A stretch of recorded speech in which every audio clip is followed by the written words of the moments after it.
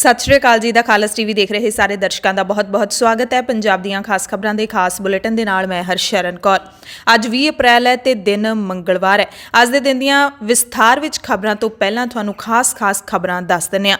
ਪੰਜਾਬ ਦੇ ਵਿੱਚ ਰਾਤ ਦਾ ਕਰਫਿਊ 1 ਘੰਟੇ ਲਈ ਵਧਾ ਦਿੱਤਾ ਗਿਆ, ਯਾਨੀ ਕਿ ਹੁਣ ਰਾਤ 8 ਵਜੇ ਤੋਂ ਸਵੇਰੇ 5 ਵਜੇ ਤੱਕ ਕਰਫਿਊ ਲੱਗੇਗਾ। ਪਹਿਲਾਂ ਰਾਤੀ 9 ਵਜੇ ਤੋਂ ਸ਼ੁਰੂ ਹੁੰਦਾ ਸੀ। ਸਿਨੇਮਾ, ਬਾਰ, ਜਿਮ, ਕੋਚਿੰਗ ਸੈਂਟਰ ਤੇ ਖੇਡ ਕੰਪਲੈਕਸ 30 ਅਪ੍ਰੈਲ ਤੱਕ ਬੰਦ ਕਰਨ ਦੇ ਹੁਕਮ ਦੇ ਦਿੱਤੇ ਨੇ ਕੈਪਟਨ ਅਮਰਿੰਦਰ ਸਿੰਘ ਨੇ। ਹਫ਼ਤਾਵਾਰੀ ਬਾਜ਼ਾਰ ਤੇ ਐਤਵਾਰ ਨੂੰ ਮਾਲ, ਦੁਕਾਨਾਂ ਤੇ ਬਾਜ਼ਾਰ ਬੰਦ ਰੱਖਣ ਦੇ ਹੁਕਮ ਦਿੱਤੇ ਨੇ, ਯਾਨੀ ਕਿ ਐਤਵਾਰ ਨੂੰ ਪੂਰੇ ਪੰਜਾਬ ਦੇ ਵਿੱਚ ਲਾਕਡਾਊਨ ਦਾ ਐਲਾਨ ਕੀਤਾ ਗਿਆ ਹੈ। ਕੱਲ ਨੂੰ ਯਾਨੀ ਕਿ ਬੁੱਧਵਾਰ ਨੂੰ ਕੱਲੇ ਮੋਹਾਲੀ ਜ਼ਿਲ੍ਹੇ ਦੇ ਵਿੱਚ ਲਾਕਡਾਊਨ ਰਹੇਗਾ। ਕੱਲ ਨੂੰ ਰਾਮ ਨੌਮੀ ਹੈ ਤੇ ਮੁੱਖ ਮੰਤਰੀ ਕੈਪਟਨ ਨੇ ਚੰਡੀਗੜ੍ਹ ਯੂਟੀ ਦੇ ਸਲਾਹਕਾਰ ਦੇ ਵੱਲੋਂ ਕੀਤੀ ਅਪੀਲ ਦੇ ਤਹਿਤ ਮੋਹਾਲੀ ਦੇ ਵਿੱਚ ਲਾਕਡਾਊਨ ਦਾ ਐਲਾਨ ਕਰ ਦਿੱਤਾ ਹੈ। ਦਿੱਲੀ ਤੇ ਰਾਜਸਥਾਨ ਦੇ ਵਿੱਚ ਵੀ ਲਾਕਡਾਊਨ ਦਾ ਐਲਾਨ ਕਰ ਦਿੱਤਾ ਗਿਆ। ਦਿੱਲੀ ਵਿੱਚ 6 ਦਿਨ ਜਦਕਿ ਰਾਜਸਥਾਨ ਦੇ ਵਿੱਚ 15 ਦਿਨ ਪਾਬੰਦੀਆਂ ਲਾਗੂ ਰਹਿਣਗੀਆਂ। ਕਰੋਨਾ ਦੇ ਇੱਕ ਦਿਨ ਦੇ ਵਿੱਚ ਰਿਕਾਰਡ 3.25 ਲੱਖ ਤੋਂ ਵੱਧ ਕੇਸ ਆਏ ਨੇ ਪੂਰੇ ਭਾਰਤ ਦੇ ਵਿੱਚ। ਪ੍ਰਧਾਨ ਮੰਤਰੀ ਨਰਿੰਦਰ ਮੋਦੀ ਨੇ ਡਾਕਟਰਾਂ ਦੇ ਨਾਲ ਕਰੋਨਾ ਹਾਲਾਤਾਂ ਬਾਰੇ ਵਿਚਾਰਾਂ ਕੀਤੀਆਂ ਨੇ ਅਤੇ ਹੁਣ ਮੁਲਕ ਦੇ ਵਿੱਚ 18 ਸਾਲ ਤੋਂ ਵੱਧ ਉਮਰ ਵਾਲਿਆਂ ਦਾ ਟੀਕਾਕਰਨ ਵੀ ਕੀਤਾ ਜਾਏਗਾ। ਤੀਸਰਾ ਪੜਾਅ ਹੈ ਜਿਹੜਾ ਟੀਕੇ ਦਾ, ਉਹ 1 ਮਈ ਤੋਂ ਸ਼ੁਰੂ ਹੋਵੇਗਾ, ਜਿਸ ਦੌਰਾਨ 18 ਸਾਲ ਤੋਂ ਵੱਧ ਉਮਰ ਦੇ ਸਾਰੇ ਲੋਕਾਂ ਨੂੰ ਟੀਕੇ ਲਾਏ ਜਾਣਗੇ। ਕੋਵਿਡ ਕਰਕੇ ਬਰਤਾਨੀਆ ਦੇ ਪ੍ਰਧਾਨ ਮੰਤਰੀ ਬੋਰਿਸ ਜੌਨਸਨ ਨੇ ਭਾਰਤ ਦਾ ਦੌਰਾ ਮੁੜ ਤੋਂ ਰੱਦ ਕਰ ਦਿੱਤਾ ਹੈ। ਭਾਰਤ ਤੋਂ ਆਉਣ ਵਾਲੇ ਮੁਸਾਫਰਾਂ ਤੇ ਇੰਗਲੈਂਡ ਨੇ ਪਾਬੰਦੀ ਲਾ ਦਿੱਤੀ ਹੈ। ਇਹ ਵੱਡੀ ਖਬਰ ਹੈ ਕਿ ਹੁਣ ਇੰਗਲੈਂਡ ਕੋਈ ਨਹੀਂ ਜਾ ਸਕਦਾ ਭਾਰਤ ਤੋਂ। ਭਾਰਤ ਦੀਆਂ ਫਲਾਈਟਾਂ ਤੇ ਇੰਗਲੈਂਡ ਦੇ ਵਿੱਚ ਪਾਬੰਦੀ ਲਾ ਦਿੱਤੀ ਗਈ ਹੈ। ਇੰਨਾ ਹੀ ਨਹੀਂ, ਯੂਕੇ ਨੇ ਭਾਰਤ ਨੂੰ ਰੈੱਡ ਲਿਸਟ ਦੇ ਵਿੱਚ ਪਾਉਣ ਦਾ ਐਲਾਨ ਕਰ ਦਿੱਤਾ ਹੈ, ਕਿਉਂਕਿ ਭਾਰਤ ਦੇ ਵਿੱਚ ਕੇਸ ਬਹੁਤ ਜ਼ਿਆਦਾ ਆ ਰਹੇ ਨੇ। ਇਸ ਕਰਕੇ ਭਾਰਤ ਨੂੰ ਰੈੱਡ ਲਿਸਟ ਵਿੱਚ ਪਾਇਆ ਜਾਏਗਾ। ਪੱਛਮੀ ਬੰਗਾਲ ਦੇ ਵਿੱਚ ਮਮਤਾ ਬੈਨਰਜੀ ਨੇ ਕੋਲਕਾਤਾ ਦੀਆਂ ਸਾਰੀਆਂ ਵੱਡੀਆਂ ਰੈਲੀਆਂ ਰੱਦ ਕਰ ਦਿੱਤੀਆਂ ਨੇ। ਪੱਛਮੀ ਬੰਗਾਲ ਦੇ ਵਿੱਚ ਹੁਣ ਬੀਜੇਪੀ ਵੀ ਵੱਡੀਆਂ ਰੈਲੀਆਂ ਨਹੀਂ ਕਰੇਗੀ ਕੋਵਿਡ ਦੇ ਕੇਸ ਵਧਣ ਦੇ ਕਾਰਨ। ਹਾਲਾਂਕਿ ਪ੍ਰਧਾਨ ਮੰਤਰੀ ਨਰਿੰਦਰ ਮੋਦੀ ਇੱਕ ਪਾਸੇ ਤਾਂ ਡਾਕਟਰਾਂ ਦੇ ਨਾਲ ਕਰੋਨਾ ਹਾਲਾਤਾਂ ਬਾਰੇ ਵਿਚਾਰਾਂ ਕਰ ਰਹੇ ਨੇ, ਦੂਸਰੇ ਪਾਸੇ ਲਗਾਤਾਰ ਪੱਛਮੀ ਬੰਗਾਲ ਦੇ ਵਿੱਚ ਵੱਡੀਆਂ ਰੈਲੀਆਂ ਨੂੰ ਸੰਬੋਧਨ ਕਰ ਰਹੇ ਸੀ ਤੇ ਹੁਣ ਮਮਤਾ ਬੈਨਰਜੀ ਦੇ ਵੱਲੋਂ ਵੱਡੀਆਂ ਰੈਲੀਆਂ ਰੱਦ ਕਰਨ ਤੋਂ ਬਾਅਦ ਬੀਜੇਪੀ ਨੇ ਵੀ ਅਜਿਹਾ ਐਲਾਨ ਕੀਤਾ ਹੈ ਕਿ ਵੱਧ ਤੋਂ ਵੱਧ 500 ਲੋਕਾਂ ਦੇ ਇਕੱਠ ਨੂੰ ਹੀ ਅਸੀਂ ਸੰਬੋਧਨ ਕਰਾਂਗੇ। ਪਰ 500 ਲੋਕਾਂ ਦਾ ਇਕੱਠ ਕੀ ਇਕੱਠ ਨਹੀਂ ਹੁੰਦਾ, ਇਕੱਠ ਤਾਂ 5 ਜਣਿਆਂ ਦਾ ਵੀ ਹੁੰਦਾ ਹੈ। ਦਿੱਲੀ ਦੇ ਵਿੱਚ ਲਾਕਡਾਊਨ 1 ਹਫ਼ਤਾ ਹੋਰ ਅੱਗੇ ਵਧਾ ਦਿੱਤਾ ਤਾਂ ਦਿੱਲੀ 'ਚੋਂ ਪ੍ਰਵਾਸੀ ਮਜ਼ਦੂਰ ਵਾਪਸ ਜਾਣੇ ਸ਼ੁਰੂ ਹੋ ਗਏ ਨੇ। ਆਪਣੇ ਜੱਦੀ ਪਿੰਡਾਂ ਨੂੰ ਜਾਣ ਲਈ ਦਿੱਲੀ ਦੇ ਰੇਲਵੇ ਸਟੇਸ਼ਨ ਤੇ ਬੱਸ ਅੱਡੇ ਖਚਾ ਖਚ ਭਰ ਗਏ ਨੇ। ਇਸੇ ਦਰਮਿਆਨ ਮੁੱਖ ਮੰਤਰੀ ਅਰਵਿੰਦ ਕੇਜਰੀਵਾਲ ਨੇ ਪ੍ਰਵਾਸੀ ਮਜ਼ਦੂਰਾਂ ਨੂੰ ਹੱਥ ਬੰਨ੍ਹ ਕੇ ਅਪੀਲ ਕੀਤੀ ਹੈ ਕਿ ਸ਼ਹਿਰ ਨਾ ਛੱਡੋ, ਦਿੱਲੀ ਨਾ ਛੱਡੋ, ਇੱਥੇ ਹੀ ਰਹੋ, ਮੇਰੇ ਤੇ ਭਰੋਸਾ ਕਰੋ, ਮੈਂ ਪਹਿਲਾਂ ਵਾਲੇ ਹਾਲਾਤ ਪੈਦਾ ਨਹੀਂ ਹੋਣ ਦਿਆਂਗਾ। ਮੈਂ ਵੀ ਲਾਕਡਾਊਨ ਦੇ ਖਿਲਾਫ ਹਾਂ, ਪਰ ਮਜਬੂਰੀ ਦੇ ਵਿੱਚ ਲਾਉਣਾ ਪੈ ਰਿਹਾ ਹੈ। ਇਹੀ ਮਜਬੂਰੀ ਕੈਪਟਨ ਅਮਰਿੰਦਰ ਸਿੰਘ ਨੇ ਵੀ ਪੰਜਾਬੀਆਂ ਨੂੰ ਦੱਸੀ ਹੈ ਕਿ ਮੈਂ ਮਜਬੂਰ ਹਾਂ ਇਹ ਪਾਬੰਦੀਆਂ ਲਾਉਣ ਦੇ ਲਈ। ਭਾਰਤ ਦੇ ਸਾਬਕਾ ਪ੍ਰਧਾਨ ਮੰਤਰੀ ਡਾਕਟਰ ਮਨਮੋਹਨ ਸਿੰਘ ਦੀ ਕਰੋਨਾ ਰਿਪੋਰਟ ਪੋਜ਼ਿਟਿਵ ਆਈ ਹੈ, ਜਿਸ ਤੋਂ ਬਾਅਦ ਉਹਨਾਂ ਨੂੰ ਦਿੱਲੀ ਦੇ ਏਮਸ ਵਿੱਚ ਦਾਖਲ ਕਰਵਾ ਦਿੱਤਾ ਗਿਆ ਹੈ। ਮੁੱਖ ਮੰਤਰੀ ਕੈਪਟਨ ਅਮਰਿੰਦਰ ਸਿੰਘ ਸਮੇਤ ਕਾਂਗਰਸ ਦੀ ਸਾਰੀ ਲੀਡਰਸ਼ਿਪ ਅਤੇ ਉਹਨਾਂ ਨੂੰ ਚਾਹੁਣ ਵਾਲੇ ਦੇਸ਼ ਵਾਸੀ ਉਹਨਾਂ ਦੀ ਤੰਦਰੁਸਤੀ ਦੀ ਕਾਮਨਾ ਕਰ ਰਹੇ ਨੇ। ਸੁਪਰੀਮ ਕੋਰਟ ਦੇ ਸੀਨੀਅਰ ਵਕੀਲ ਐਚ.ਐਸ. ਫੂਲਕਾ ਨੇ ਦਿੱਲੀ ਦੇ ਮੁੱਖ ਮੰਤਰੀ ਅਰਵਿੰਦ ਕੇਜਰੀਵਾਲ ਨੂੰ ਚਿੱਠੀ ਲਿਖ ਕੇ ਅਪੀਲ ਕੀਤੀ ਹੈ ਕਿ ਦਿੱਲੀ ਦੇ ਵਿੱਚ 25 ਅਪ੍ਰੈਲ ਨੂੰ ਹੋਣ ਵਾਲੀਆਂ ਦਿੱਲੀ ਕਮੇਟੀ ਦੀਆਂ ਚੋਣਾਂ ਮੁਲਤਵੀ ਨਾ ਕੀਤੀਆਂ ਜਾਣ। ਉਹਨਾਂ ਨੇ ਅਜਿਹੀ ਚਿੱਠੀ ਇਸ ਲਈ ਲਿਖੀ ਹੈ ਕਿਉਂਕਿ 26 ਅਪ੍ਰੈਲ ਤੱਕ ਦਿੱਲੀ ਦੇ ਵਿੱਚ ਲਾਕਡਾਊਨ ਦਾ ਐਲਾਨ ਕੀਤਾ ਗਿਆ ਤੇ 25 ਅਪ੍ਰੈਲ ਨੂੰ ਵੋਟਾਂ ਪੈਣੀਆਂ ਨੇ। ਉਹਨਾਂ ਨੇ ਕਿਹਾ ਹੈ ਕਿ ਜ਼ਰੂਰੀ ਸੇਵਾਵਾਂ ਨੇ ਜਿਹੜੀਆਂ ਉਹਨਾਂ ਨੂੰ ਜਿਵੇਂ ਤੁਸੀਂ ਇਜਾਜ਼ਤ ਦਿੱਤੀ ਹੋਈ ਹੈ ਉਸੇ ਤਰੀਕੇ ਦੇ ਨਾਲ ਦਿੱਲੀ ਕਮੇਟੀ ਦੀਆਂ ਚੋਣਾਂ ਪੈਣੀਆਂ ਵੀ ਅਤ ਜ਼ਰੂਰੀ ਨੇ। ਇਸ ਕਰਕੇ ਸਾਵਧਾਨੀਆਂ ਵਰਤਦੇ ਹੋਏ ਪੋਲਿੰਗ ਬੂਥਾਂ ਤੇ ਵੋਟਿੰਗ ਕਰਨ ਦੀ ਇਜਾਜ਼ਤ ਹੈ ਜਿਹੜੀ ਉਹ ਦਿੱਤੀ ਜਾਵੇ। ਹਾਲਾਂਕਿ ਦਿੱਲੀ ਕਮੇਟੀ ਚੋਣਾਂ ਮੁਲਤਵੀ ਨੇ, ਇਸ ਬਾਰੇ ਕੋਈ ਵੀ ਐਲਾਨ ਮੁੱਖ ਮੰਤਰੀ ਵੱਲੋਂ ਨਹੀਂ ਕੀਤਾ ਗਿਆ, ਪਰ ਵੋਟਰ ਜ਼ਰੂਰ ਦੁਬਿਧਾ ਦੇ ਵਿੱਚ ਨੇ ਕਿ ਅਜਿਹਾ ਹੋ ਸਕਦਾ ਹੈ। ਇਸੇ ਦਰਮਿਆਨ ਉਹਨਾਂ ਪਾਰਟੀਆਂ ਨੂੰ ਵੀ ਨੁਕਸਾਨ ਹੋ ਸਕਦਾ ਹੈ ਜਿਨ੍ਹਾਂ ਵੱਲ ਵਧੇਰੇ ਬਜ਼ੁਰਗ ਵੋਟਰ ਨੇ, ਕਿਉਂਕਿ ਜੇ ਅਜਿਹੇ ਹਾਲਾਤ ਰਹਿੰਦੇ ਨੇ ਤਾਂ ਬਜ਼ੁਰਗ ਵੋਟਰ ਹੋ ਸਕਦਾ ਹੈ ਕਿ ਵੋਟਾਂ ਪੋਲ ਕਰਨ ਦੇ ਲਈ ਬੂਥਾਂ ਤੇ ਜਾਣ ਹੀ ਨਾ। ਸੁਖਦੇਵ ਸਿੰਘ ਢੀਂਡਸਾ ਤੇ ਰਣਜੀਤ ਸਿੰਘ ਬ੍ਰਹਮਪੁਰਾ ਨੇ ਨਵੀਂ ਪਾਰਟੀ ਬਣਾਉਣ ਦਾ ਐਲਾਨ ਕਰ ਦਿੱਤਾ ਹੈ। ਦੋਵੇਂ ਸ਼੍ਰੋਮਣੀ ਅਕਾਲੀ ਦਲ ਤੋਂ ਵੱਖ ਹੋਏ ਨੇ ਤੇ ਦੋਵਾਂ ਨੇ ਵੱਖਰੀਆਂ ਪਾਰਟੀਆਂ ਬਣਾਈਆਂ ਸੀ। ਹੁਣ ਦੋਵੇਂ ਪਾਰਟੀਆਂ ਦਾ ਰਲੇਵਾਂ ਕਰਕੇ ਇੱਕ ਪਾਰਟੀ ਬਣਾਈ ਜਾਏਗੀ। ਪੰਜਾਬ ਨੂੰ ਚੌਥਾ ਫਰੰਟ ਦੇਣ ਦਾ ਦਾਅਵਾ ਕੀਤਾ ਗਿਆ ਹੈ ਤੇ ਪਾਰਟੀ ਦੇ ਨਾਮ ਦਾ ਐਲਾਨ ਜਲਦ ਕੀਤਾ ਜਾਏਗਾ। ਕਿਸਾਨਾਂ ਨੇ ਕਿਹਾ ਕਿ ਸਰਕਾਰ ਦੇ ਆਪਰੇਸ਼ਨ ਕਲੀਨ ਦਾ ਜਵਾਬ ਅਸੀਂ ਆਪਰੇਸ਼ਨ ਸ਼ਕਤੀ ਦੇ ਨਾਲ ਦੇਵਾਂਗੇ। ਅੱਜ ਤੋਂ ਕਿਸਾਨਾਂ ਨੇ ਵਿਰੋਧ ਹਫ਼ਤਾ ਮਨਾਉਣ ਦਾ ਐਲਾਨ ਕੀਤਾ ਹੈ। ਸੰਸਦ ਵੱਲ ਮਾਰਚ ਦੀ ਤਰੀਕ ਕਹਿੰਦੇ ਨੇ ਬਾਅਦ 'ਚ ਤੈਅ ਕੀਤੀ ਜਾਵੇਗੀ। ਪਹਿਲਾਂ ਕਿਹਾ ਸੀ ਕਿ ਮਈ ਮਹੀਨੇ ਦੇ ਵਿੱਚ ਹੋ ਜਾਏਗਾ, ਜਲਦੀ ਤਰੀਕ ਦਾ ਐਲਾਨ ਕਰਾਂਗੇ, ਪਰ ਹੁਣ ਕਿਸਾਨ ਲੀਡਰ ਇਸ ਬਾਰੇ ਗੋਲ-ਮੋਲ ਜਵਾਬ ਦੇਣ ਲੱਗੇ ਨੇ। ਦੇਸ਼ ਭਰ ਦੇ ਵਿੱਚ 10 ਮਈ ਨੂੰ ਵੱਡੀ ਕਾਨਫਰੰਸ, ਕੌਮੀ ਕਾਨਫਰੰਸ ਕਰਵਾਉਣ ਦਾ ਐਲਾਨ ਵੀ ਕੀਤਾ ਗਿਆ ਹੈ। ਇਸ ਨਾਲ ਹੀ ਕਿਸਾਨ ਲੀਡਰਾਂ ਨੇ ਕਿਹਾ ਕਿ ਸਾਡੇ ਸਾਰੇ ਮੋਰਚਿਆਂ ਦੇ ਉੱਤੇ ਕਰੋਨਾ ਤੋਂ ਬਚਾਅ ਦੇ ਪ੍ਰਬੰਧ ਕੀਤੇ ਜਾਣਗੇ। ਬੇਅਦਬੀ ਕਾਂਡ ਦੀ ਗੱਲ ਕਰ ਲਈਏ ਤਾਂ ਨਵਜੋਤ ਸਿੰਘ ਸਿੱਧੂ ਨੇ ਐਚਐਸ ਫੂਲਕਾ ਨੇ ਜਿਹੜੀ ਚਿੱਠੀ ਲਿਖੀ ਸੀ ਉਸ ਦਾ ਜਵਾਬ ਭੇਜਿਆ ਹੈ ਤੇ ਨਾਲ ਹੀ ਆਪਣਾ ਸਪਸ਼ਟੀਕਰਨ ਦਿੱਤਾ ਹੈ ਕਿ ਮੈਂ ਬੇਅਦਬੀ ਕਾਂਡ ਦੇ ਲਈ ਕੀ ਕੁਝ ਕੀਤਾ ਹੈ ਤੇ ਇਸ ਚਿੱਠੀ ਦੇ ਵਿੱਚ ਉਹਨਾਂ ਨੇ ਸਿੱਧੇ ਤੌਰ ਤੇ ਮੁੜ ਮੁੱਖ ਮੰਤਰੀ ਕੈਪਟਨ ਅਮਰਿੰਦਰ ਸਿੰਘ ਦੀ ਕਾਰਗੁਜ਼ਾਰੀ ਤੇ ਵੀ ਨਿਸ਼ਾਨੇ ਲਾਏ ਨੇ ਤੇ ਨਾਲ ਹੀ ਐਚਐਸ ਫੂਲਕਾ ਨੂੰ ਵੀ ਯਾਦ ਕਰਵਾ ਦਿੱਤਾ ਹੈ ਕਿ ਅਸਤੀਫਾ ਦੇਣਾ ਕਿਸੇ ਵੀ ਮਸਲੇ ਦਾ ਹੱਲ ਨਹੀਂ ਹੈ, ਕਿਉਂਕਿ ਫੂਲਕਾ ਅਸਤੀਫਾ ਦੇ ਗਏ ਸੀ ਆਪਣੀ ਵਿਧਾਇਕੀ ਤੋਂ। ਕੋਟਕਪੂਰਾ ਗੋਲੀकांड ਦੇ ਵਿੱਚ ਰਿਪੋਰਟ ਖਾਰਜ ਕਰਨ ਦੇ ਵਿਰੁੱਧ ਸਿੱਖ ਜਥੇਬੰਦੀਆਂ ਨੇ ਹਾਈ ਕੋਰਟ ਵੱਲ ਮਾਰਚ ਕੀਤਾ। ਹਾਲਾਂਕਿ ਚੰਡੀਗੜ੍ਹ ਦੇ ਵਿੱਚ ਉਹਨਾਂ ਨੂੰ ਐਂਟਰ ਨਹੀਂ ਹੋਣ ਦਿੱਤਾ ਗਿਆ। ਪੁਲਿਸ ਨੇ ਪ੍ਰਦਰਸ਼ਨਕਾਰੀਆਂ ਨੂੰ ਹਿਰਾਸਤ ਦੇ ਵਿੱਚ ਲੈ ਲਿਆ ਸੀ। ਪੰਜਾਬ ਤੇ ਹਰਿਆਣਾ ਹਾਈ ਕੋਰਟ ਵੱਲ ਪੈਦਲ ਮਾਰਚ ਕੱਢਣ ਜਾ ਰਹੀਆਂ ਸਿੱਖ ਜਥੇਬੰਦੀਆਂ ਨੂੰ ਮੁੱਲਾਂਪੁਰ ਬੈਰੀਅਰ ਤੇ ਹੀ ਰੋਕਣ ਦੀ ਪਹਿਲਾਂ ਕੋਸ਼ਿਸ਼ ਕੀਤੀ, ਪਰ ਪੁਲਿਸ ਨਾਕਾਮ ਰਹੀ। ਹਾਲਾਂਕਿ ਬਾਅਦ ਵਿੱਚ ਪੁਲਿਸ ਨੇ ਸਭ ਨੂੰ ਹਿਰਾਸਤ ਵਿੱਚ ਲੈ ਲਿਆ ਸੀ। ਹਾਲਾਂਕਿ ਕ੍ਰਿਸ਼ਨ ਭਗਵਾਨ ਸਿੰਘ ਜੋ ਕਿ ਬਹਿਬਲ ਕਲਾਂ ਗੋਲੀकांड ਦੇ ਵਿੱਚ ਸ਼ਹੀਦ ਹੋ ਗਏ ਸੀ, ਉਹਨਾਂ ਦੇ ਪੁੱਤਰ ਸੁਖਰਾਜ ਸਿੰਘ ਹਾਈਕੋਰਟ ਪਹੁੰਚਣ ਦੇ ਵਿੱਚ ਕਾਮਯਾਬ ਹੋ ਗਏ ਸੀ। ਹਾਈਕੋਰਟ ਦੇ ਮੂਹਰੇ ਖੜ ਕੇ ਸੁਖਰਾਜ ਸਿੰਘ ਨੇ ਕੈਪਟਨ ਨੂੰ ਵੀ ਚੇਤਾਵਨੀ ਦਿੱਤੀ ਹੈ। ਪੂਰੀ ਖਬਰ ਵਿਸਥਾਰ ਦੇ ਵਿੱਚ ਦੱਸਾਂਗੇ। ਸ਼੍ਰੀ ਗੁਰੂ ਤੇਗ ਬਹਾਦਰ ਸਾਹਿਬ ਦੇ 400ਵੇਂ ਪ੍ਰਕਾਸ਼ ਪੁਰਬ ਨੂੰ ਸਮਰਪਿਤ ਜਿਹੜਾ ਨਗਰ ਕੀਰਤਨ ਗੁਰੂ ਕੀ ਨਗਰੀ ਅੰਮ੍ਰਿਤਸਰ ਤੋਂ ਆਰੰਭ ਹੋਇਆ ਸੀ, ਉਹ ਹੁਣ ਸ਼੍ਰੀ ਅਨੰਦਪੁਰ ਸਾਹਿਬ ਵਿਖੇ ਜਾ ਕੇ ਸਮਾਪਤ ਹੋ ਗਿਆ ਹੈ। ਦੇਸ਼ ਦੇ ਵੱਖ-ਵੱਖ ਹਿੱਸਿਆਂ ਤੋਂ ਹੁੰਦਾ ਹੋਇਆ ਨਗਰ ਕੀਰਤਨ ਗੁਰੂ ਕੀ ਨਗਰੀ ਅਨੰਦਪੁਰ ਸਾਹਿਬ ਵਿਖੇ ਜਾ ਕੇ ਸਮਾਪਤ ਹੋਇਆ ਜੈਕਾਰਿਆਂ ਦੀ ਗੂੰਜ ਨਾਲ ਤੇ ਜਾਹੋ ਜਲਾਲ ਨਾਲ। ਇਸੇ ਦਰਮਿਆਨ ਕਰਤਾਰਪੁਰ ਸਾਹਿਬ ਤੋਂ ਡੇਰਾ ਬਾਬਾ ਨਾਨਕ ਤੱਕ ਵੀ ਨਗਰ ਕੀਰਤਨ ਸਜਾਇਆ ਗਿਆ। ਵਿਸਾਖੀ ਦਿਹਾੜੇ ਨੂੰ ਸਮਰਪਿਤ, ਖਾਲਸੇ ਦੇ ਸਾਜਨਾ ਦਿਹਾੜੇ ਨੂੰ ਸਮਰਪਿਤ, ਜਿਹੜਾ ਕਿ ਜ਼ੀਰੋ ਲਾਈਨ ਤੱਕ ਪਹੁੰਚਿਆ ਤੇ ਫਿਰ ਵਾਪਸ ਕਰਤਾਰਪੁਰ ਸਾਹਿਬ ਜਾ ਕੇ ਸਮਾਪਤ ਹੋਇਆ। ਬਠਿੰਡਾ ਗੋਨਿਆਣਾ ਰੋਡ ਤੇ ਸ਼ਨੀਵਾਰ ਨੂੰ ਵਾਪਰੇ ਸੜਕ ਹਾਦਸੇ ਵਿੱਚ ਭੇਦਭਰੀ ਹਾਲਤ ਵਿੱਚ ਲਾਪਤਾ ਹੋਏ ਇੱਕ ਪੰਜਾਬੀ ਅਖਬਾਰ ਦੇ ਜ਼ਿਲ੍ਹਾ ਇੰਚਾਰਜ ਕਮਲਜੀਤ ਸਿੰਘ ਸਿੱਧੂ ਦੀ ਲਾਸ਼ ਕੌਮੀ ਖਾਦ ਕਾਰਖਾਨੇ ਦੀਆਂ ਝੀਲਾਂ ਵਿੱਚੋਂ ਮਿਲੀ ਹੈ। ਪੱਤਰਕਾਰ ਭਾਈਚਾਰੇ ਨੇ ਕਤਲ ਕੀਤੇ ਜਾਣ ਦਾ ਖਦਸ਼ਾ ਜਤਾਉਂਦਿਆਂ ਜਾਂਚ ਦੀ ਮੰਗ ਕੀਤੀ ਹੈ। ਮੁੱਖ ਮੰਤਰੀ ਕੈਪਟਨ ਅਮਰਿੰਦਰ ਸਿੰਘ ਨੇ 19 ਨਵੀਆਂ ITIs ਦੀ ਸਥਾਪਨਾ ਨੂੰ ਪ੍ਰਵਾਨਗੀ ਦਿੱਤੀ ਹੈ, ਜਿਨ੍ਹਾਂ ਵਿੱਚ ਬਿਆਸ ਵਿੱਚ ਬਣਾਈ ਜਾਣ ਵਾਲੀ ITI ਵੀ ਸ਼ਾਮਲ ਹੋਵੇਗੀ। ਚੰਡੀਗੜ੍ਹ ਦੇ ਵਿੱਚ ਹਫ਼ਤਾਵਾਰੀ ਲਾਕਡਾਊਨ ਦਾ ਸਾਰੇ ਪਾਸਿਓਂ ਵਿਰੋਧ ਹੋ ਰਿਹਾ ਹੈ। ਲਾਕਡਾਊਨ ਵਿਰੋਧੀ ਮੋਰਚਾ ਬਣਾਉਣ ਦਾ ਐਲਾਨ ਕਰ ਦਿੱਤਾ ਗਿਆ ਹੈ। ਇਸ ਤਹਿਤ 22 ਅਪ੍ਰੈਲ ਯਾਨੀ ਕਿ ਪਰਸੋਂ ਨੂੰ ਪ੍ਰਸ਼ਾਸਨ ਦੇ ਖਿਲਾਫ ਪ੍ਰਦਰਸ਼ਨ ਕੀਤਾ ਜਾਵੇਗਾ। ਸੈਕਟਰ 17 ਦੇ ਵਿੱਚ ਜਿਮ ਮਾਲਕਾਂ ਨੇ ਵਿਰੋਧ ਪ੍ਰਦਰਸ਼ਨ ਕੀਤਾ ਅਤੇ ਪ੍ਰਸ਼ਾਸਕ ਦੇ ਨਾਮ ਮੰਗ ਪੱਤਰ ਦਿੱਤਾ। ਦਿੱਲੀ ਪੁਲਿਸ ਨੂੰ ਦੀਪ ਸਿੱਧੂ ਦੀ ਪੁਲਿਸ ਹਿਰਾਸਤ ਨਹੀਂ ਮਿਲੀ ਹੈ ਅਤੇ ਅਦਾਲਤ ਨੇ ਦੀਪ ਸਿੱਧੂ ਨੂੰ 14 ਦਿਨਾਂ ਦੇ ਲਈ ਨਿਆਂਇਕ ਹਿਰਾਸਤ ਦੇ ਵਿੱਚ ਭੇਜ ਦਿੱਤਾ ਹੈ। ਭਾਰਤ ਦੇ ਪੁਰਾਤਤਵ ਸਰਵੇਖਣ ਵਿਭਾਗ ਦੇ ਵੱਲੋਂ ਦਾਇਰ ਕੇਸ ਦੇ ਮਾਮਲੇ ਵਿੱਚ ਅਦਾਲਤ ਵਿੱਚ ਸੁਣਵਾਈ ਹੋਈ। ਦਿੱਲੀ ਪੁਲਿਸ ਨੇ 4 ਦਿਨਾਂ ਦਾ ਪੁਲਿਸ ਰਿਮਾਂਡ ਮੰਗਿਆ ਸੀ, ਪਰ ਅਦਾਲਤ ਨੇ ਦੀਪ ਸਿੱਧੂ ਦੇ ਪੁਲਿਸ ਰਿਮਾਂਡ ਦੀ ਮਨਜ਼ੂਰੀ ਨਹੀਂ ਦਿੱਤੀ। ਕੋਟਕਪੂਰਾ ਗੋਲੀकांड ਵਿੱਚ ਮੁਕੰਮਲ ਪੜਤਾਲ ਰਿਪੋਰਟ ਰੱਦ ਹੋਣ ਤੋਂ ਬਾਅਦ ਵਿਵਾਦਾਂ ਵਿੱਚ ਘਿਰੀ ਜਾਂਚ ਟੀਮ ਅਤੇ ਪੰਜਾਬ ਸਰਕਾਰ ਦੇ ਲਈ 20 ਅਪ੍ਰੈਲ ਯਾਨੀ ਕਿ ਅੱਜ ਦਾ ਦਿਨ ਕਾਫੀ ਅਹਿਮ ਹੈ। ਅੱਜ ਪੰਜਾਬ ਤੇ ਹਰਿਆਣਾ ਹਾਈ ਕੋਰਟ ਬਹਿਬਲ ਕਲਾਂ ਗੋਲੀकांड ਦੇ ਮਾਮਲੇ ਦੀ ਸੁਣਵਾਈ ਕਰੇਗੀ। ਇਸ ਕੇਸ ਵਿੱਚ ਨਾਮਜ਼ਦ ਮੁਲਜ਼ਮਾਂ ਨੇ ਕੋਟਕਪੂਰਾ ਗੋਲੀकांड ਮਾਮਲੇ ਦੀ ਤਰਜ਼ ਉੱਤੇ ਬਹਿਬਲ ਗੋਲੀकांड ਮਾਮਲੇ ਦੀ ਪੜਤਾਲ ਵੀ ਰੱਦ ਕਰਨ ਦੀ ਮੰਗ ਕੀਤੀ ਹੈ। ਜਸਟਿਸ ਅਲਕਾ ਸਰੀਨ ਨੇ ਇਸ ਮਾਮਲੇ ਦੀ ਸੁਣਵਾਈ ਅੱਜ ਤੇ ਪਾਈ ਸੀ। ਕੋਟਕਪੂਰਾ ਗੋਲੀकांड ਸੰਬੰਧੀ ਹਾਈਕੋਰਟ ਦਾ ਫੈਸਲਾ ਹਾਲੇ ਤੱਕ ਜਨਤਕ ਨਹੀਂ ਹੋਇਆ ਤੇ ਜੇ ਅੱਜ ਵੀ ਇਹ ਫੈਸਲਾ ਜਨਤਕ ਨਹੀਂ ਹੁੰਦਾ ਤਾਂ ਬਹਿਬਲ ਕਲਾਂ ਗੋਲੀकांड ਦੀ ਸੁਣਵਾਈ ਟਲ ਸਕਦੀ ਹੈ। ਸੋ ਅੱਜ ਅਹਿਮ ਦਿਨ ਹੈ ਇਸ ਮਸਲੇ ਦੇ ਵਿੱਚ। ਪੰਜਾਬ ਦੀਆਂ ਖਾਸ ਖਬਰਾਂ ਦੇ ਖਾਸ ਬੁਲੇਟਿਨ ਦੇ ਵਿੱਚ ਹੁਣ ਖਬਰਾਂ ਵਿਸਤਾਰ ਦੇ ਨਾਲ। ਬੁਲੇਟਿਨ ਦੇ ਵਿੱਚ ਸਭ ਤੋਂ ਪਹਿਲਾਂ ਕਰੋਨਾ ਦੇ ਨਾਲ ਜੁੜੀਆਂ ਜਿਹੜੀਆਂ ਵੱਡੀਆਂ ਖਬਰਾਂ ਨੇ ਉਹ ਹੀ ਦੱਸਾਂਗੇ, ਕਿਉਂਕਿ ਸਰਕਾਰਾਂ ਨੇ ਕਈ ਸੂਬਿਆਂ ਦੀਆਂ ਸਰਕਾਰਾਂ ਨੇ ਬੜੇ ਜ਼ਰੂਰੀ ਐਲਾਨ ਤੇ ਹੁਕਮ ਦੇ ਦਿੱਤੇ ਨੇ, ਜਿਹੜੇ ਲੋਕਾਂ ਨੂੰ ਮੰਨਣੇ ਹੀ ਪੈਣਗੇ, ਕਿਉਂਕਿ ਜੁਰਮਾਨੇ ਲਾਏ ਗਏ ਨੇ ਜਾਂ ਫਿਰ ਹੋਰ ਕਈ ਤਰ੍ਹਾਂ ਦੀਆਂ ਜਿਹੜੀਆਂ ਪਾਬੰਦੀਆਂ ਨੇ ਉਹ ਲਾਈਆਂ ਗਈਆਂ ਨੇ। ਜੇ ਤੁਸੀਂ ਉਲੰਘਣਾ ਕਰੋਗੇ ਤਾਂ ਫਿਰ ਸਰਕਾਰਾਂ ਨੇ ਉਹਦਾ ਵੀ ਤੋੜ ਹੈ ਜਿਹੜਾ ਉਹ ਦੱਸ ਦਿੱਤਾ ਹੈ। ਸਭ ਤੋਂ ਪਹਿਲਾਂ ਗੱਲ ਪੰਜਾਬ ਦੀ। ਮੁੱਖ ਮੰਤਰੀ ਕੈਪਟਨ ਅਮਰਿੰਦਰ ਸਿੰਘ ਨੇ ਪੰਜਾਬ ਦੇ ਰਾਤ ਦੇ ਕਰਫਿਊ ਦਾ ਸਮਾਂ ਵਧਾ ਦਿੱਤਾ ਹੈ। ਹੁਣ ਰਾਤ ਨੂੰ 8 ਵਜੇ ਤੋਂ ਕਰਫਿਊ ਸਟਾਰਟ ਹੋ ਜਾਏਗਾ ਤੇ ਸਵੇਰੇ 5 ਵਜੇ ਤੱਕ ਜਾਰੀ ਰਹੇਗਾ। ਪਹਿਲਾਂ ਪੰਜਾਬ ਦੇ ਵਿੱਚ ਰਾਤ ਨੂੰ 9 ਵਜੇ ਤੋਂ ਸਵੇਰੇ 5 ਵਜੇ ਤੱਕ ਕਰਫਿਊ ਲਾਇਆ ਜਾਂਦਾ ਸੀ।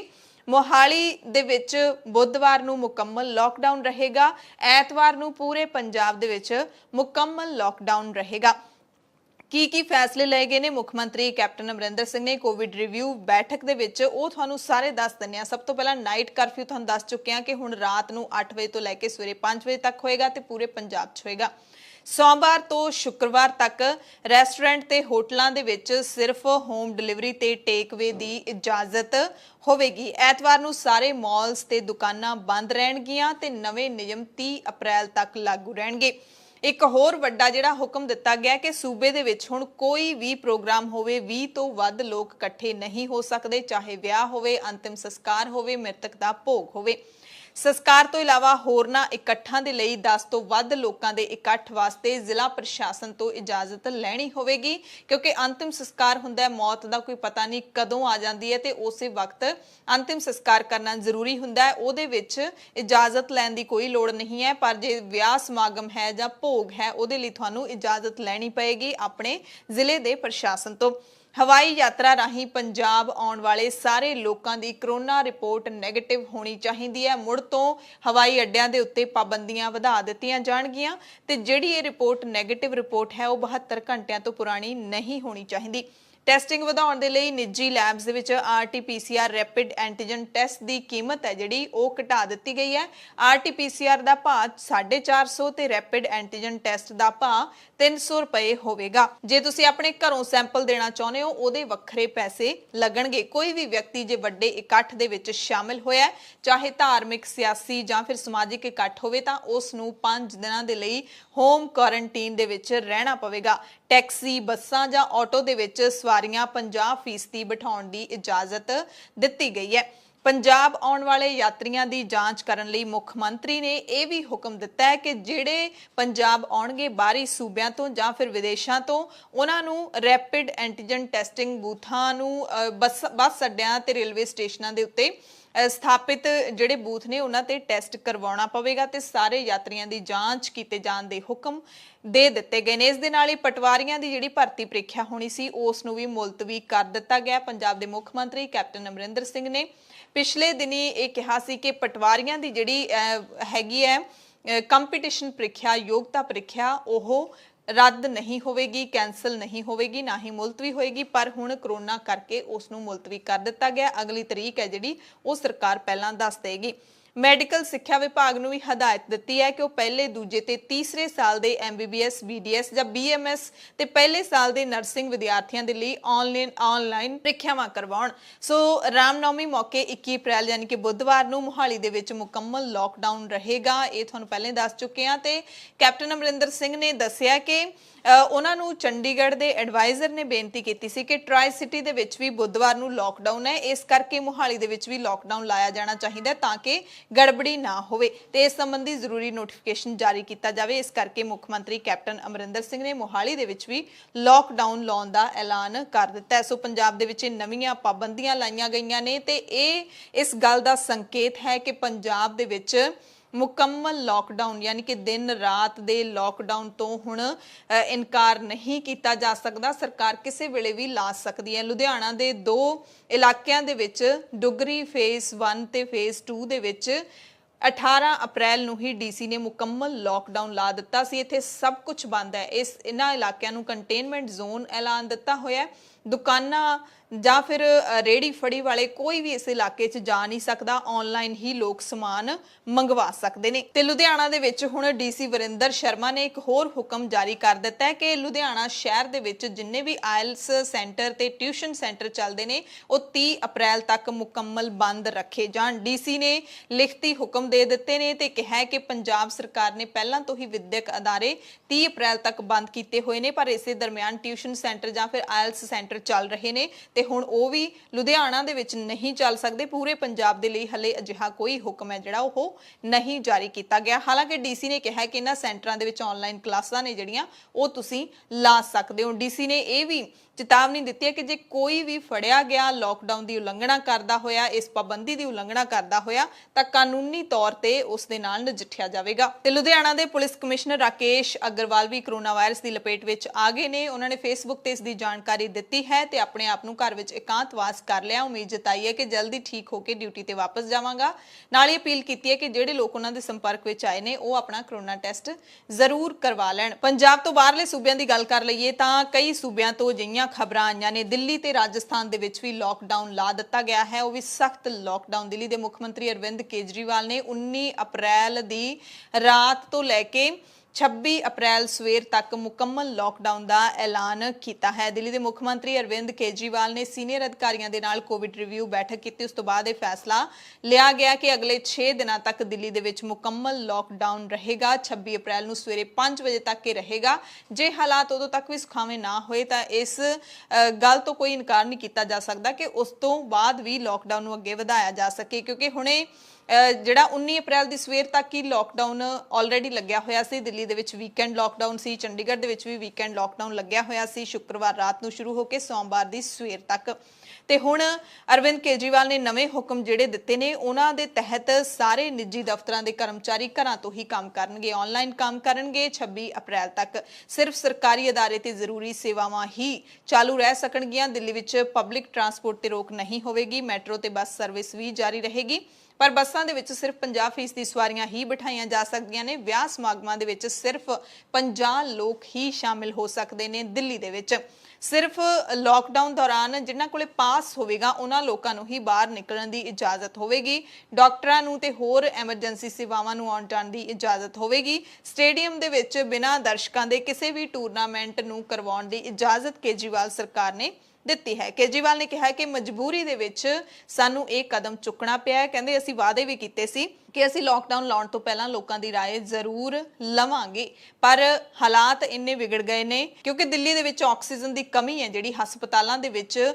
ਆਕਸੀਜਨ ਦੀ ਕਮੀ ਨਾਲ ਜੂਝਣਾ ਪੈ ਰਿਹਾ ਹੈ ਪ੍ਰਸ਼ਾਸਨ ਨੂੰ, ਅਤੇ ਬੈੱਡ ਨੇ ਜਿਹੜੇ ਉਹ ਪੂਰੀ ਤਰ੍ਹਾਂ ਦੇ ਨਾਲ ਭਰ ਚੁੱਕੇ ਨੇ। ਬੈੱਡਾਂ ਦੀ ਵੀ ਕਮੀ ਦਿਖ ਰਹੀ ਹੈ ਤੇ ਅਰਵਿੰਦ ਕੇਜਰੀਵਾਲ ਨੇ ਕੇਂਦਰ ਸਰਕਾਰ ਤੋਂ ਪ੍ਰਧਾਨ ਮੰਤਰੀ ਨਰਿੰਦਰ ਮੋਦੀ ਤੋਂ ਮੰਗ ਕੀਤੀ ਹੈ ਕਿ ਮਦਦ ਕੀਤੀ ਜਾਵੇ ਦਿੱਲੀ ਦੀ। ਰਾਜਸਥਾਨ ਤੋਂ ਵੀ ਅਜਿਹੀ ਖਬਰ ਹੈ ਜਿੱਥੇ ਮੁੱਖ ਮੰਤਰੀ ਅਸ਼ੋਕ ਗਹਿਲੋਤ ਨੇ ਕੋਰੋਨਾ ਦੇ ਕਾਰਨ 15 ਦਿਨਾਂ ਦੇ ਮੁਕੰਮਲ ਲੋਕਡਾਊਨ ਦਾ ਐਲਾਨ ਕਰ ਦਿੱਤਾ ਹੈ। ਰਾਜਸਥਾਨ ਦੇ ਵਿੱਚ 3 ਮਈ ਤੱਕ ਲੋਕਡਾਊਨ ਲਾਗੂ ਰਹੇਗਾ। ਬਾਜ਼ਾਰ ਤੇ ਸਿਨੇਮਾ ਬੰਦ ਰਹਿਣਗੇ। ਸਿਰਫ ਸਰਕਾਰੀ ਅਦਾਰੇ ਤੇ ਜ਼ਰੂਰੀ ਸੇਵਾਵਾਂ ਬਹਾਲ ਰਹਿਣਗੀਆਂ। ਬਾਕੀ ਸਾਰਾ ਕੁਝ ਹੈ ਜਿਹੜਾ ਉਹ ਬੰਦ ਰਹੇਗਾ।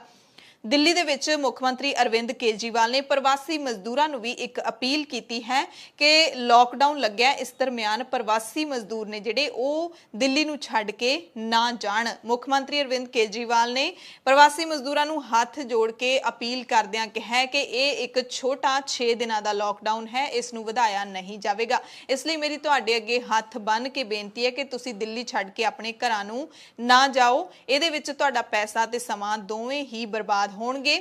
ਤੇ ਉਹਨਾਂ ਨੇ ਦਿਹਾੜੀਦਾਰਾਂ ਦੀ ਸੁਰੱਖਿਆ ਨੂੰ ਬਣਾਏ ਰੱਖਣ ਦਾ ਯਕੀਨ ਵੀ ਦਿਵਾਇਆ ਹੈ। ਸੋ ਦੇਖਣਾ ਹੋਏਗਾ ਕਿ ਕੇਜਰੀਵਾਲ ਦੀ ਇਸ ਅਪੀਲ ਨੂੰ ਪ੍ਰਵਾਸੀ ਮਜ਼ਦੂਰ ਮੰਨਦੇ ਨੇ ਜਾਂ ਫਿਰ ਨਹੀਂ ਮੰਨਦੇ, ਕਿਉਂਕਿ ਪਿਛਲੇ ਸਾਲ ਪੂਰੇ ਦੇਸ਼ ਦੇ ਵਿੱਚ ਪ੍ਰਵਾਸੀ ਮਜ਼ਦੂਰਾਂ ਦਾ ਜਿਹੜਾ ਹਾਲ ਹੋਇਆ ਸੀ, ਜਿਸ ਤਰੀਕੇ ਨਾਲ ਉਹ ਪੈਦਲ ਚੱਲ ਕੇ ਆਪਣੇ ਪਿੱਤਰੀ ਸੂਬਿਆਂ ਦੇ ਵਿੱਚ ਗਏ ਸੀ ਤੇ ਕਿੰਨੀਆਂ ਘਟਨਾਵਾਂ ਉਹਨਾਂ ਦੇ ਨਾਲ ਵਾਪਰੀਆਂ ਸੀ, ਕਿੰਨੀਆਂ ਮੌਤਾਂ ਹੋਈਆਂ ਸੀ, ਸਹੀ ਅੰਕੜਾ ਹਾਲੇ ਤੱਕ ਸਰਕਾਰਾਂ ਨਹੀਂ ਦੇ ਸਕੀਆਂ ਤੇ ਮਜ਼ਦੂਰ ਚਾਹੁੰਦੇ ਨੇ ਕਿ ਉਹ ਸਮਾਂ ਉਹਨਾਂ ਤੇ ਦੁਬਾਰਾ ਨਾ ਆਵੇ। ਪੰਜਾਬ ਦੇ ਵਿੱਚੋਂ ਵੀ ਪ੍ਰਵਾਸੀ ਮਜ਼ਦੂਰ ਜਾਣੇ ਸ਼ੁਰੂ ਹੋ ਗਏ ਨੇ।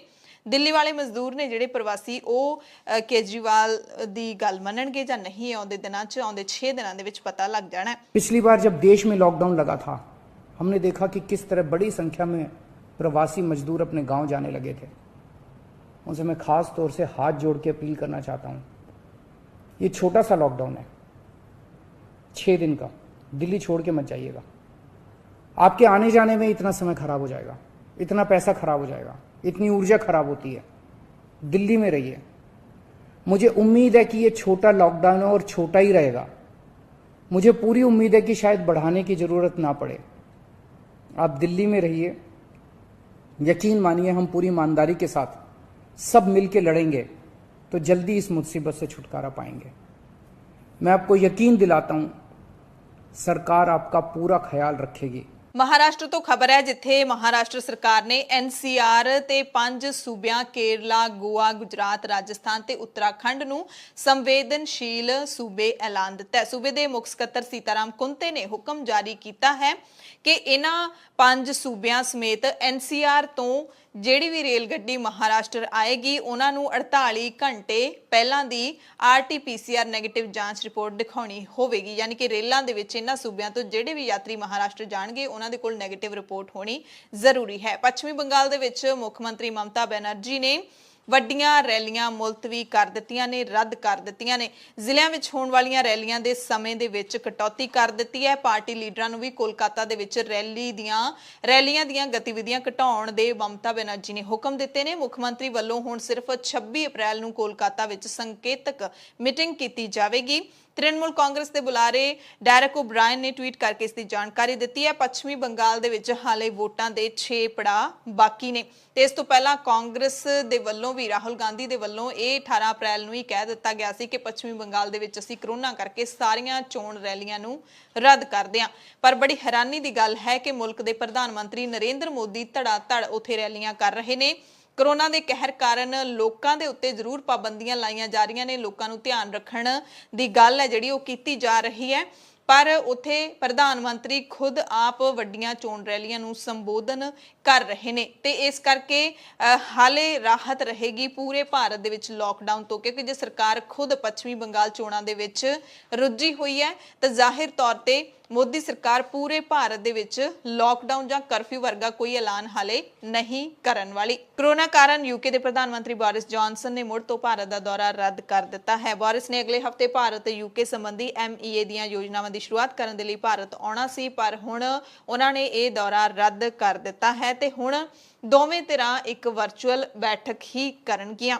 ਹਾਲਾਂਕਿ ਇਸ ਤੋਂ ਪਹਿਲਾਂ ਵੀ ਬੋਰਿਸ ਜੌਨਸਨ ਨੇ 26 ਜਨਵਰੀ ਨੂੰ ਭਾਰਤ ਆਉਣਾ ਸੀ, ਗਣਤੰਤਰ ਦਿਹਾੜੇ ਮੌਕੇ ਮੁੱਖ ਮਹਿਮਾਨ ਦੇ ਵਜੋਂ ਆਉਣਾ ਸੀ, ਪਰ ਉਸ ਵਕਤ ਵੀ ਬੋਰਿਸ ਜੌਨਸਨ ਦਾ ਦੌਰਾ ਰੱਦ ਹੋ ਗਿਆ ਸੀ। ਕਿਸਾਨਾਂ ਨੇ ਅਤੇ ਬਰਤਾਨੀਆ ਦੇ ਜਿਹੜੇ ਸੰਸਦ ਮੈਂਬਰ ਨੇ ਉਹਨਾਂ ਨੇ ਵੀ ਬਹੁਤ ਦਬਾਅ ਪਾਇਆ ਸੀ ਪ੍ਰਧਾਨ ਮੰਤਰੀ ਤੇ ਕਿ ਭਾਰਤ ਦਾ ਦੌਰਾ ਰੱਦ ਕੀਤਾ ਜਾਵੇ ਜਿੰਨਾ ਚਿਰ ਭਾਰਤ ਸਰਕਾਰ ਕਿਸਾਨਾਂ ਦਾ ਮਸਲਾ ਹੱਲ ਨਹੀਂ ਕਰਦੀ। ਹਾਲਾਂਕਿ ਬੋਰਿਸ ਜੌਨਸਨ ਨੇ ਉਦੋਂ ਵੀ ਕਿਹਾ ਸੀ ਕਿ ਕਰੋਨਾ ਕਰਕੇ ਉਹ ਭਾਰਤ ਨਹੀਂ ਆ ਸਕਦੇ। ਹਾਂਗਕਾਂਗ ਨੇ 3 ਮਈ ਤੱਕ ਭਾਰਤ ਲਈ ਅਤੇ ਭਾਰਤ ਤੋਂ ਉਡਾਣਾਂ ਮੁਲਤਵੀ ਕਰ ਦਿੱਤੀਆਂ ਨੇ, ਯਾਨੀ ਕਿ ਹਾਂਗਕਾਂਗ ਤੋਂ ਨਾ ਤਾਂ ਭਾਰਤ ਤੱਕ ਉਡਾਣਾਂ ਆ ਸਕਦੀਆਂ ਨੇ, ਨਾ ਹੀ ਭਾਰਤ ਦੀਆਂ ਉਡਾਣਾਂ ਨੇ ਫਲਾਈਟਸ ਨੇ ਉਹ ਹਾਂਗਕਾਂਗ ਜਾ ਸਕਦੀਆਂ ਨੇ ਤੇ ਹਾਂਗਕਾਂਗ ਨੇ ਇਹ ਫੈਸਲਾ ਭਾਰਤ ਵਿੱਚ ਕੋਵਿਡ ਦੇ ਵੱਧਦੇ ਮਾਮਲਿਆਂ ਦੇ ਮੱਦੇਨਜ਼ਰ ਲਿਆ ਹੈ। ਹਾਂਗਕਾਂਗ ਦੀ ਸਰਕਾਰ ਨੇ ਪਾਕਿਸਤਾਨ ਤੇ ਫਿਲੀਪਾਈਨਸ ਤੋਂ ਆਉਣ ਵਾਲੀਆਂ ਉਡਾਣਾਂ ਵੀ ਮੁਲਤਵੀ ਕਰ ਦਿੱਤੀਆਂ ਨੇ।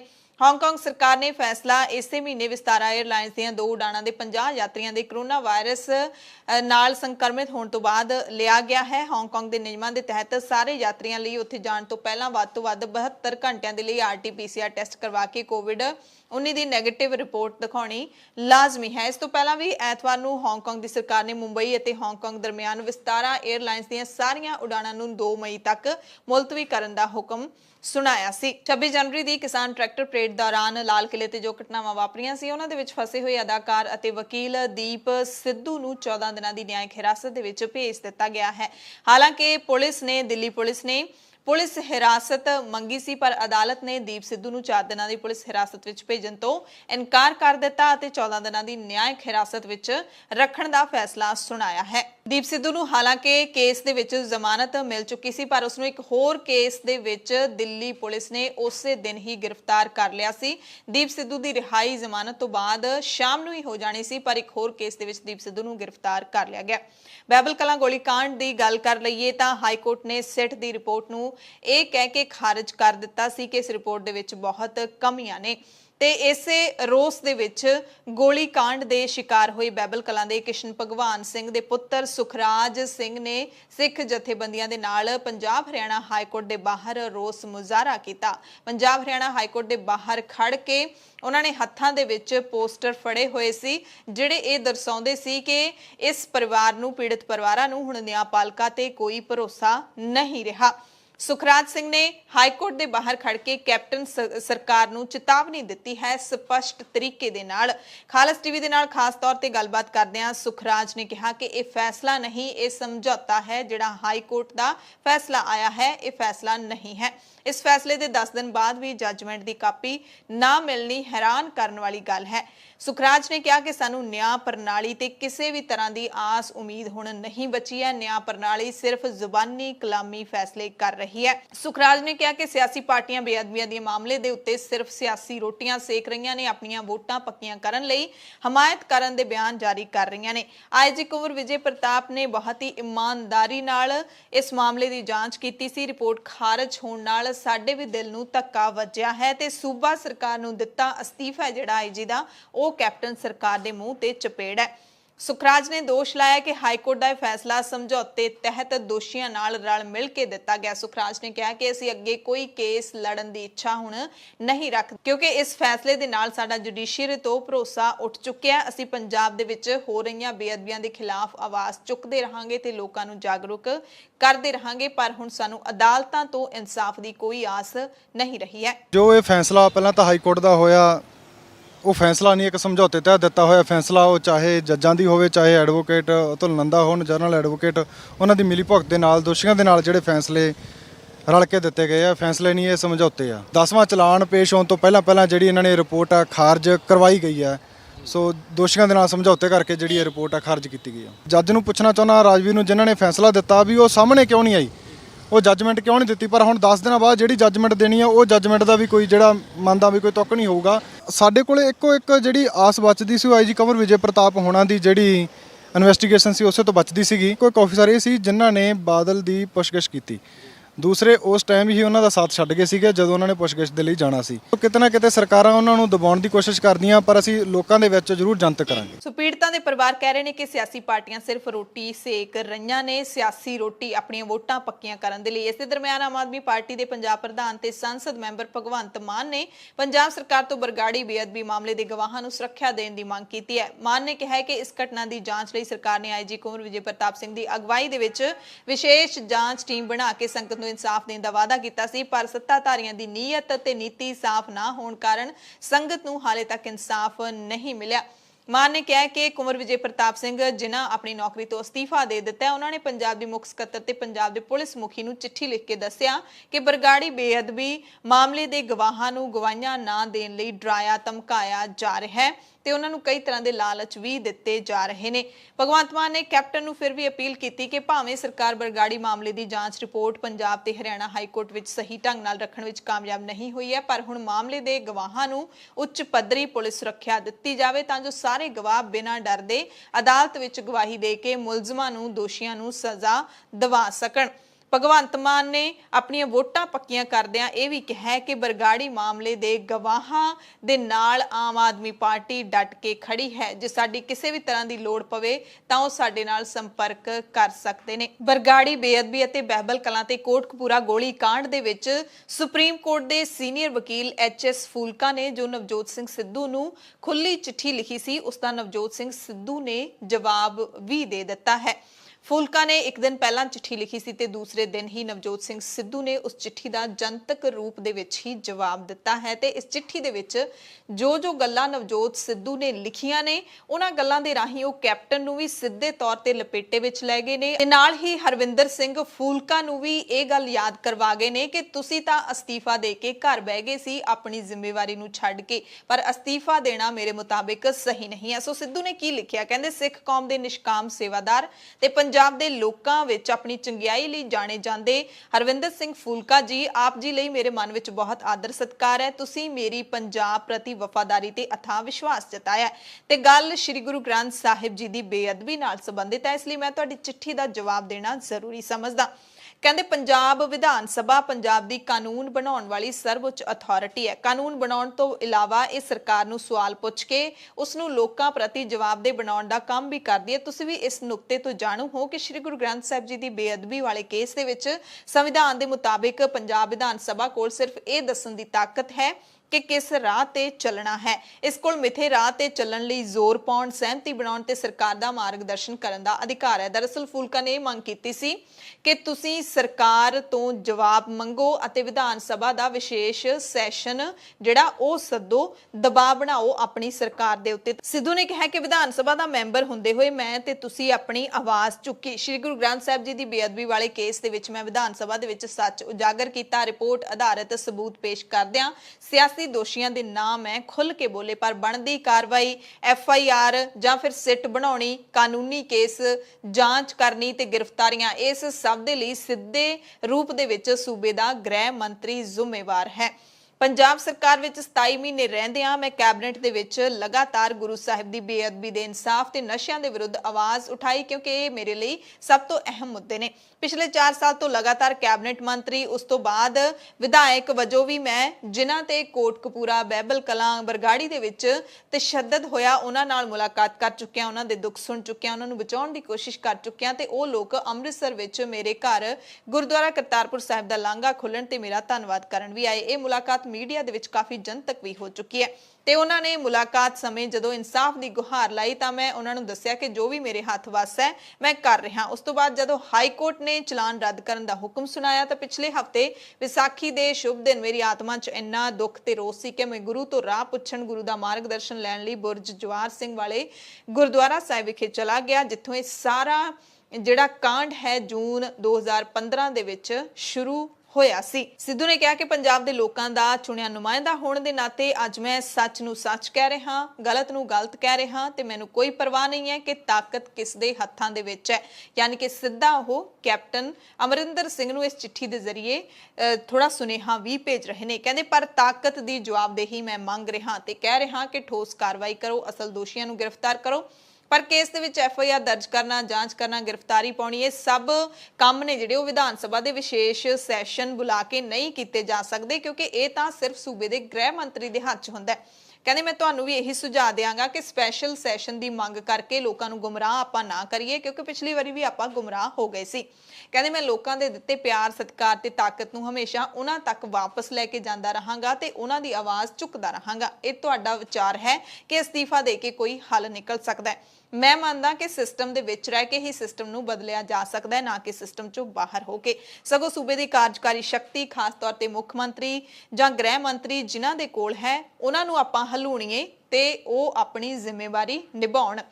ਸੋ ਨਵਜੋਤ ਸਿੰਘ ਸਿੱਧੂ ਨੇ ਗੱਲਾਂ ਦੇ ਵਿੱਚ ਕੈਪਟਨ ਅਮਰਿੰਦਰ ਸਿੰਘ ਨੂੰ ਵੀ ਸਿੱਧਾ ਕਹਿ ਦਿੱਤਾ ਅਤੇ ਹਰਵਿੰਦਰ ਸਿੰਘ ਫੂਲਕਾ ਨੂੰ ਵੀ ਦੱਸ ਦਿੱਤਾ। ਯਾਨੀ ਕਿ ਸਿੱਧੂ ਨੇ ਫੂਲਕਾ ਨੂੰ ਲਿਖੀ ਚਿੱਠੀ ਵਿੱਚ ਮੁੜ ਤੋਂ ਸਿੱਧੇ ਤੌਰ ਤੇ ਕੈਪਟਨ ਅਮਰਿੰਦਰ ਸਿੰਘ ਨੂੰ ਲਪੇਟੇ ਦੇ ਵਿੱਚ ਲਿਆ ਹੈ ਕਿ ਸਭ ਕਾਸੇ ਦੇ ਲਈ ਜੇ ਕੋਈ ਕਾਰਵਾਈ ਕਰਨੀ ਹੈ ਤਾਂ ਉਹ ਗ੍ਰਹਿ ਮੰਤਰੀ ਤੇ ਮੁੱਖ ਮੰਤਰੀ ਦੇ ਹੱਥ ਵਿੱਚ ਹੈ ਤੇ ਮੁੱਖ ਮੰਤਰੀ ਤੇ ਗ੍ਰਹਿ ਮੰਤਰੀ ਸੂਬੇ ਦੇ ਵਿੱਚ ਕੈਪਟਨ ਅਮਰਿੰਦਰ ਸਿੰਘ ਹੀ ਨੇ। ਦਰਅਸਲ ਹਰਵਿੰਦਰ ਸਿੰਘ ਫੂਲਕਾ ਨੇ ਜਿਹੜੀ ਚਿੱਠੀ ਲਿਖੀ ਸੀ, HS ਫੂਲਕਾ ਨੇ ਲਿਖੀ ਸੀ, ਉਹਦੇ ਵਿੱਚ ਕਿਹਾ ਸੀ ਕਿ ਸਾਰਾ ਪੰਜਾਬ ਤੇ ਮੈਂ ਤੁਹਾਡੀ ਬਹੁਤ ਕਦਰ ਕਰਦੇ ਹਾਂ ਕਿਉਂਕਿ ਤੁਸੀਂ ਹਿੰਮਤ ਰੱਖਦੇ ਹੋ ਬੋਲਣ ਦੀ। ਕਿਹਾ ਸੀ ਕਿ ਅਸੀਂ ਤੁਹਾਡੇ ਕੋਲੋਂ ਉਮੀਦ ਕਰਦੇ ਹਾਂ ਕਿ ਤੁਸੀਂ ਇਸ ਮਸਲੇ ਤੇ ਸਟੈਂਡ ਲਵੋਗੇ ਤੇ ਆਪਣੀ ਸਰਕਾਰ ਤੋਂ ਜਵਾਬਦੇਹੀ ਮੰਗੋਗੇ। ਸਿਰਫ ਜਵਾਬਦੇਹੀ ਨਹੀਂ, ਸਗੋਂ ਦੋਸ਼ੀਆਂ ਨੂੰ ਸਜ਼ਾ ਦਿਵਾਉਣ ਲਈ ਵੀ ਅੱਗੇ ਹੋ ਕੇ ਕਦਮ ਚੁੱਕੋਗੇ। ਤੇ ਮੇਰੀ ਤੁਹਾਨੂੰ ਬੇਨਤੀ ਹੈ ਕਿ ਵਿਧਾਨ ਸਭਾ ਦੇ ਸਪੈਸ਼ਲ ਸੈਸ਼ਨ ਦੀ ਮੰਗ ਕੀਤੀ ਜਾਵੇ। ਸਪੈਸ਼ਲ ਸਦਨ ਦੇ ਸਰਕਾਰ ਕੋਲੋਂ ਇਹ ਜਵਾਬਦੇਹੀ ਮੰਗੀ ਜਾਵੇ ਕਿ ਜਿਹੜਾ ਇਸ ਕੇਸ ਲਈ 3 ਮਹੀਨੇ ਦਾ ਸਮਾਂ ਸੀ, 2.5 ਸਾਲ ਬੀਤ ਜਾਣ ਦੇ ਬਾਅਦ ਵੀ ਹਾਲੇ ਤੱਕ ਕੁਝ ਕਿਉਂ ਨਹੀਂ ਹੋਇਆ।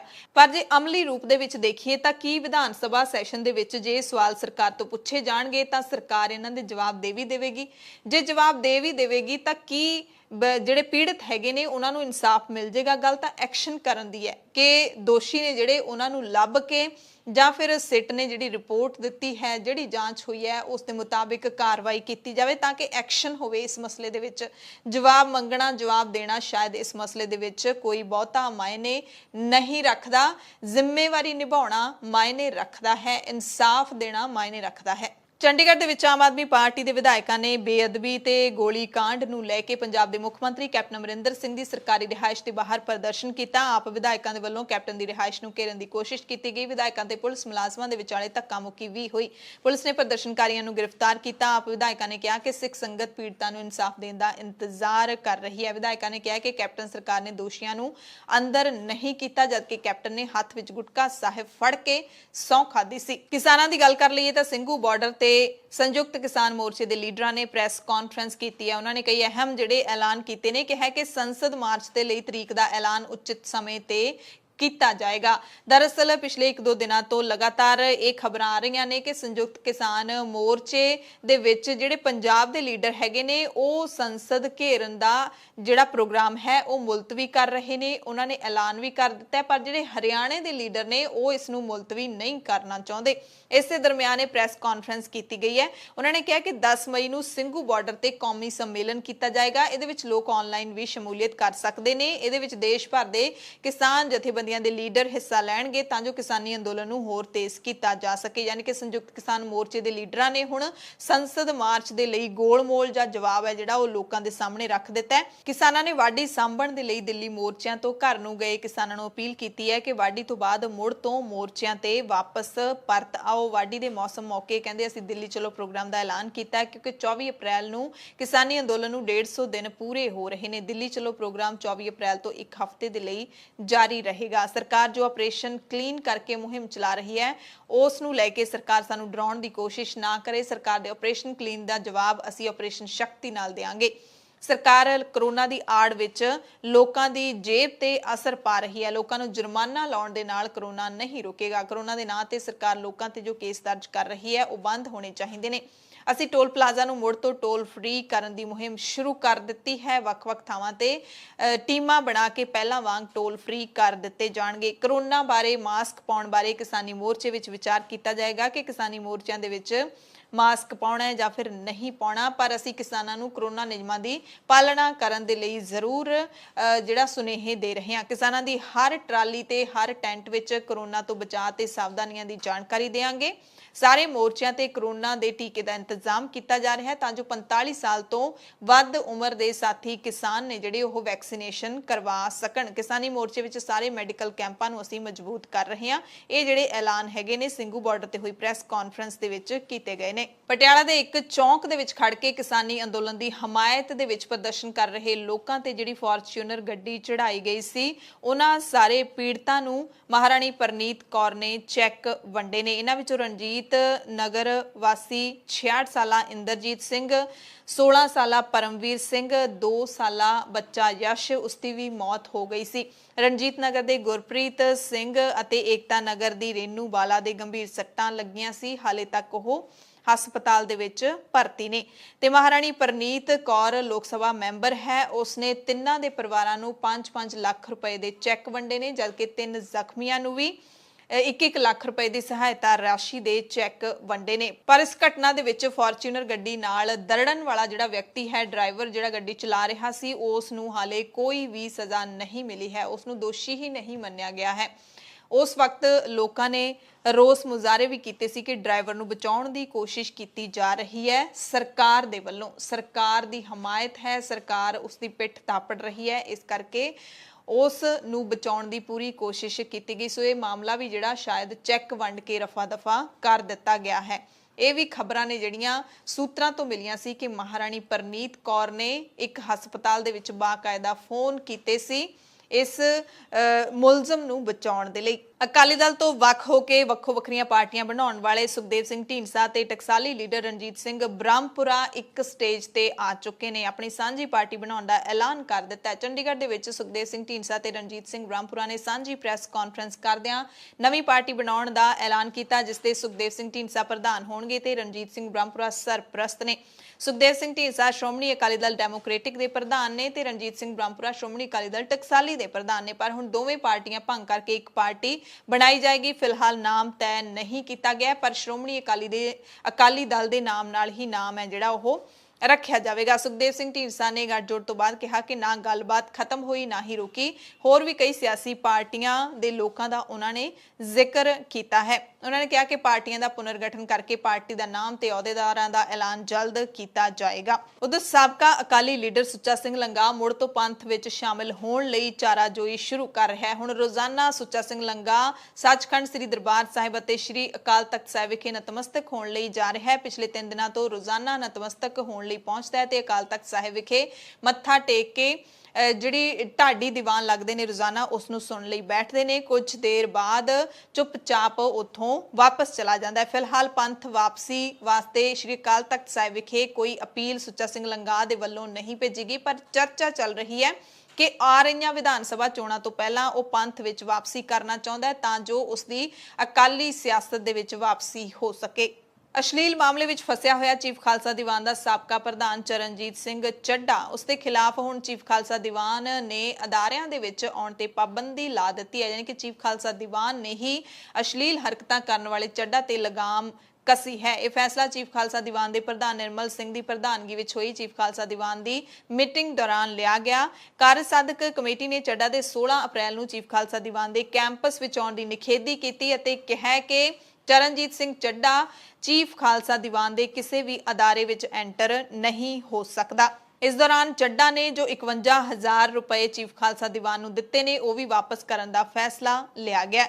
ਕਰਤਾਰਪੁਰ ਥਾਣੇ ਦੇ ਵਿੱਚ ਹਵਾਲਾਤੀ ਵੱਲੋਂ ਖੁਦਕੁਸ਼ੀ ਕਰਨ ਦੇ ਦੋਸ਼ ਵਿੱਚ 3 ਪੁਲਿਸ ਮੁਲਾਜ਼ਮ ਮੁਅੱਤਲ ਕਰ ਦਿੱਤੇ ਗਏ ਨੇ। ਚੋਰੀ ਦੇ ਦੋਸ਼ ਹੇਠ ਕਰਤਾਰਪੁਰ ਥਾਣੇ ਵਿੱਚ ਬੰਦ ਮੁੱਦੋਵਾਲ ਦੇ ਜਤਿੰਦਰ ਸਿੰਘ ਨੇ ਲੰਘੀ ਰਾਤ ਹਵਾਲਾਤ ਦੇ ਵਿੱਚ ਹੀ ਫਾਹਾ ਲੈ ਕੇ ਖੁਦਕੁਸ਼ੀ ਕਰ ਲਈ ਸੀ। ਸ਼ਿਕਾਇਤ ਮਿਲਣ ਤੋਂ ਬਾਅਦ ਸੀਨੀਅਰ ਪੁਲਿਸ ਅਧਿਕਾਰੀਆਂ ਨੇ ਵਧੀਕ ਥਾਣਾ ਮੁਖੀ ਨੂੰ ਲਾਈਨ ਹਾਜ਼ਰ ਕਰਕੇ 3 ਪੁਲਿਸ ਮੁਲਾਜ਼ਮਾਂ ਨੂੰ ਮੁਅੱਤਲ ਕਰ ਦਿੱਤਾ ਹੈ। ਦਰਅਸਲ ਜਤਿੰਦਰ ਸਿੰਘ ਦੀ ਖੁਦਕੁਸ਼ੀ ਤੋਂ ਬਾਅਦ ਪੂਰਾ ਪਰਿਵਾਰ ਥਾਣੇ ਦੇ ਬਾਹਰ ਪਹੁੰਚ ਗਿਆ ਸੀ, ਨਾਅਰੇਬਾਜ਼ੀ ਕਰਨ ਲੱਗਿਆ ਸੀ ਅਤੇ ਕਿਹਾ ਸੀ ਕਿ ਜਦੋਂ ਤੱਕ ਸਾਨੂੰ ਇਨਸਾਫ ਨਹੀਂ ਮਿਲਦਾ, ਪਤਾ ਨਹੀਂ ਲੱਗਦਾ ਕਿ ਖੁਦਕੁਸ਼ੀ ਕਿਉਂ ਹੋਈ ਹੈ, ਉਦੋਂ ਤੱਕ ਅਸੀਂ ਧਰਨੇ ਤੋਂ ਨਹੀਂ ਉੱਠਾਂਗੇ। ਜਿਸ ਤੋਂ ਬਾਅਦ ਲੋਕਾਂ ਦਾ ਦਬਾਅ ਪੈਂਦਾ ਦੇਖ ਕੇ 3 ਪੁਲਿਸ ਮੁਲਾਜ਼ਮ ਮੁਅੱਤਲ ਕਰ ਦਿੱਤੇ ਗਏ ਨੇ ਜਿਹੜੇ ਡਿਊਟੀ ਤੇ ਉਸ ਵਕਤ ਹਾਜ਼ਰ ਸਨ। ਪੰਜਾਬ ਦੀਆਂ ਖਾਸ ਖਬਰਾਂ ਦੇ ਖਾਸ ਬੁਲੇਟਿਨ ਦੇ ਵਿੱਚ ਤੁਹਾਡੇ ਸਭ ਤੋਂ ਇਜਾਜ਼ਤ ਚਾਹੁੰਦੇ ਹਾਂ। ਤੁਸੀਂ ਸਾਰੇ ਆਪਣਾ ਧਿਆਨ ਰੱਖਿਓ, ਲੋੜਵੰਦਾਂ ਦੀ ਮਦਦ ਜ਼ਰੂਰ ਕਰਦੇ ਰਿਹਾ ਕਰੋ। ਧੰਨਵਾਦ।